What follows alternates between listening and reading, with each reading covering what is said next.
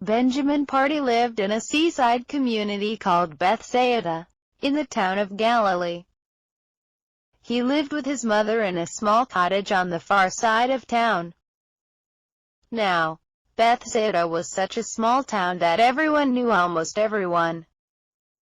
He was affectionately called Ben by the people in and around the village. Mrs. Pardie had been left alone to raise her boy, because his father went to sea when he was only 4 years old and no one had seen him since. Mr. Pardie had got a great opportunity to work on one of the big ships that sailed into the town, twice per year. He told his family that although he would be gone for a while, it was in everyone's best interest, as he would be earning much more than he did as a fisherman in Galilee. One thing forever etched in Ben's mind is the memory of the words his father said before he left. "Benny, come here. Daddy's going away for a little while, but I will be back before you know it." That was the last time Ben saw his dad. He still remembers that wave from the seaside, although his dad's face was now a faded blur. There was laughter and squeals of happiness, inside and outside the gates of the Bethsaida Elementary School. Children were scurrying around the schoolyard playing, while others were already on their way home. It was the end of an ordinary school day at Bethsaida, but something special had happened. During prayers and General Assembly at the end of school that afternoon, there was an announcement. Mr. Philpotts, the principal, announced that he had been informed that Jesus, the Messiah, was expected to visit their village on Saturday. The news was greeted with much excitement and lots of discussions took place among the children. All the citizens of Bethsaida, and the entire Galilee, knew of the miracles that Jesus was performing in and around the area. Everyone was talking about Jesus and that he had come to save the world. The people of Galilee all knew Mr. Brooks. He lived on Wildberry Street and was blind for many years until Jesus gave him his sight back. Ben asked his friend Samuel, "Do you remember how we used to take Mr. Brooks by his hand and lead him home when he tried to get home from the market by himself?" "How could I forget?" replied Samuel. "It is so great that Jesus helped him to see again. My parents always say that Jesus is the Savior of the world, the one the whole world was waiting on all this time." Samuel said, "I can't afford to miss him when he comes on Saturday." Everyone also heard about Mr. and Mrs. Weinberger of Canaan, who got married a few years ago. When they ran out of wine at their wedding, to the amazement of the entire town, Jesus turned water into wine. People were still talking about it to this day. They say that was his first miracle.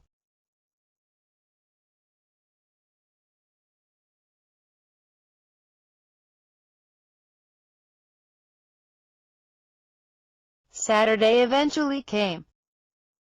It seemed to have taken a mighty long time in coming. The whole village seemed to be preparing to go out to meet Jesus. Young, old and middle-aged were scurrying about, getting ready to go out and listen to Jesus. Those who were sick and lame wanted to be healed, the blind wanted to receive their sight, and all kinds of people with all kinds of issues wanted to get help. The place was buzzing with excitement. Ben did not expect to see such a crowd. There must have been over 5,000 people, everyone pushing to get closer to Jesus. Like most of the children, Ben bent low and pushed between the adults until he was at the front of the crowd. He had one prayer, which was for his dad to be kept safe and to return home. He knew deep within his heart that Jesus could help him. Mother had packed Ben a small lunch. There wasn't enough food to pack lunch for herself, but like every good mother, she wanted to make sure that her son had enough to eat. When Jesus saw the multitude of people, he said to Philip, one of his disciples, "Where shall we buy bread for these people to eat?" Jesus knew exactly what he was going to do, but he was only testing Philip, who said, it would take more than half a year's wages to buy enough bread for each one to have a bite. Ben realized what was happening, because he was seated at the front and could hear what Jesus and his disciples were discussing. He touched Andrew, another one of Jesus' disciples, and said, "Sir, I have 5 small barley loaves and 2 small fish. It's not a lot, but it's all I have." Andrew then said to Jesus, "Here is a boy with 5 small barley loaves and 2 small fish, but how far will they go among so many?" Jesus told his disciples to have the people sit down on the grass.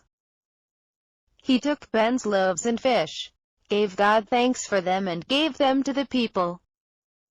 From the 5 small loaves and 2 fish, all the people were able to eat and be full. They were amazed and talked about what was happening, because it was crystal clear that this was a sheer miracle. After they had eaten, Jesus told the disciples to gather all the scraps that were left, so that nothing would be wasted. To everyone's surprise, 12 baskets were filled with leftovers. This caused an even greater stir among the crowd. The people were very excited. They said, "Surely this is the prophet who is to come into the world." Ben could not believe his eyes. If he had not been there himself, he would not have believed.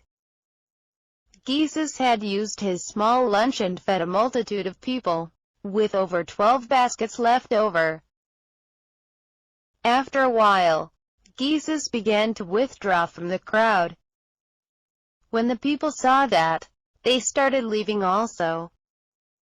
Ben headed home but looked across just in time to see Samuel running towards him. "Hey Ben, I tried to find you, but there were just too many people. Did you see that miracle?" Samuel said, "Oh man, did I see it?" said Ben. "Jesus must really be the Messiah. He is awesome. He's pretty cool if you ask me." The boys began to walk home. As they walked on Main Street, Ben saw a man who looked somewhat familiar. He was walking in the same direction as they were, but on the opposite side of the street. Just then, the man called out, "Benny," and started running across the street. Instantly, Ben recognized the voice. That was the only person who ever called him Benny. The face may have been a faded blur, but he never forgot the voice. In turn, Ben cried out, "Daddy! Oh, Daddy, I missed you so." His dad swept him off his feet and swung him around in the air.